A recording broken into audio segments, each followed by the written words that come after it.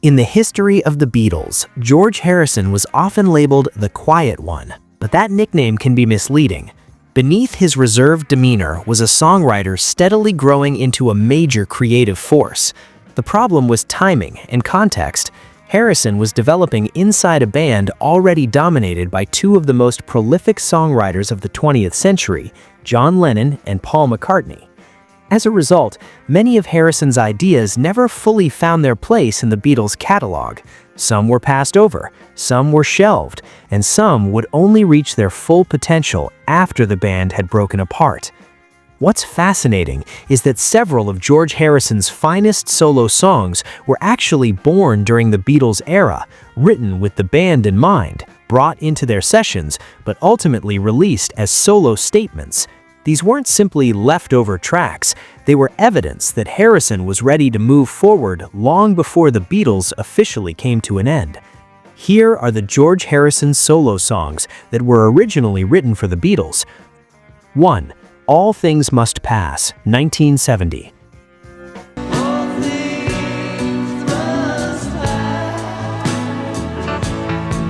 All Things Must Pass was written in late 1968 during the White Album period, a time when the Beatles were beginning to fracture both personally and creatively.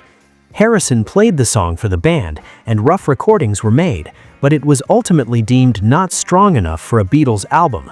Ironically, the song would go on to become the title track of Harrison's landmark solo album, often hailed as the greatest solo album by any former Beatle. With its reflective lyrics about change, impermanence, and acceptance, All Things Must Pass feels like a quiet farewell. It revealed Harrison not only as a mature songwriter, but as a philosophical thinker, something he had never been fully able to express within the Beatles. 2. Isn't It a Pity, 1970. Isn't it a pity?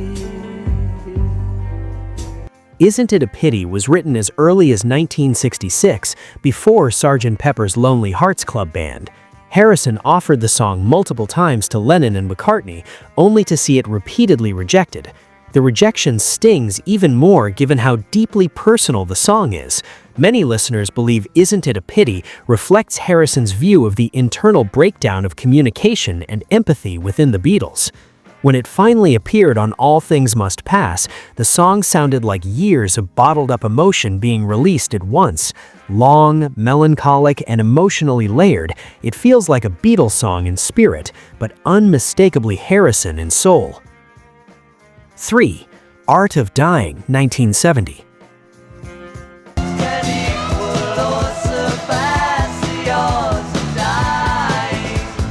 George Harrison wrote Art of Dying in 1966 during the early Revolver period, and on the eve of Sgt. Pepper. That alone makes it remarkable. The song predates many of the Beatles' most celebrated classics. Harrison even played the song for the band and genuinely hoped the band would record it, but like many of his compositions from that era, it was considered too dark, too philosophical, and too heavy for the direction the Beatles were taking at the time. When the lyrics deal explicitly with death, karma, and the cycle of life, far beyond mid-1960s pop rock conventions, when the song finally appeared on All Things Must Pass, it sounded brutal, intense, and almost apocalyptic. Many critics later cited it as the clearest evidence that Harrison had moved too far ahead of the Beatles by the mid-1960s. 4. Wah Wah, 1970.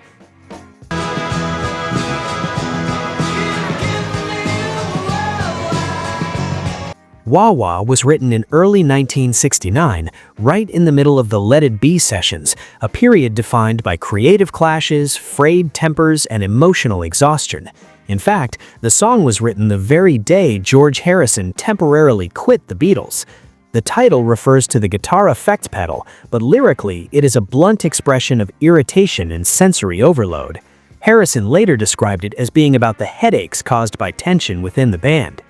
Never seriously considered for release by the Beatles, Wah Wah found its true form on All Things Must Pass, where it became one of the album's loudest and most cathartic moments, Harrison venting without restraint. 5. Not Guilty, released 1979, written 1968. In your way while you're trying to steal the day, not guilty. Not Guilty is one of Harrison's clearest statements about the tensions inside the Beatles. Written during the White Album sessions, it was recorded over 100 times, yet never completed or released. Its lyrics are defensive, sharp, and filled with barely concealed frustration, often interpreted as Harrison pushing back against pressure from within the band.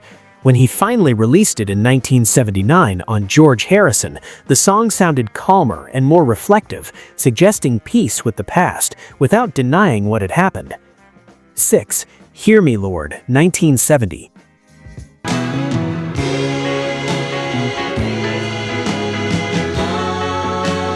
Hear Me Lord dates back to the final years of the Beatles and reflects Harrison's growing spiritual frustration. Written as a prayer pleading for humility and unshakable faith, as the closing track on All Things Must Pass, it became a powerful spiritual statement, part confession, part reckoning. Within the Beatles, it may have felt too raw. As a solo track, it finally had room to breathe. 7. Circles, 1982.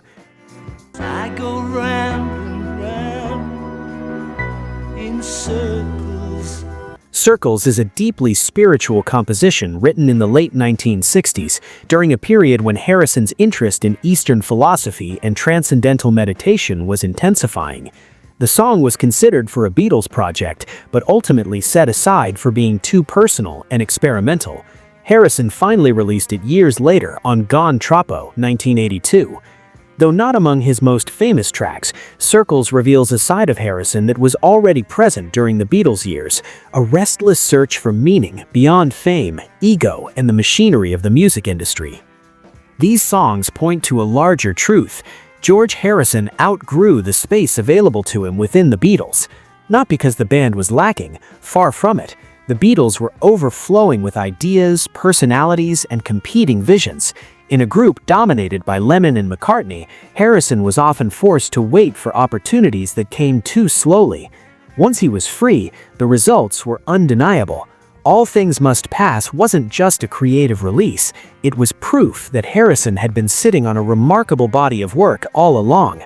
Today, these songs are no longer viewed as rejected Beatles tracks. They stand as major works in their own right, songs that may have become great precisely because they were no longer constrained by the Beatles. George Harrison may have once stood in the shadows, but through these songs, his voice emerged clear, mature, and timeless. And in a twist of fate, some of the finest music in the Beatles universe was made after the Beatles were gone.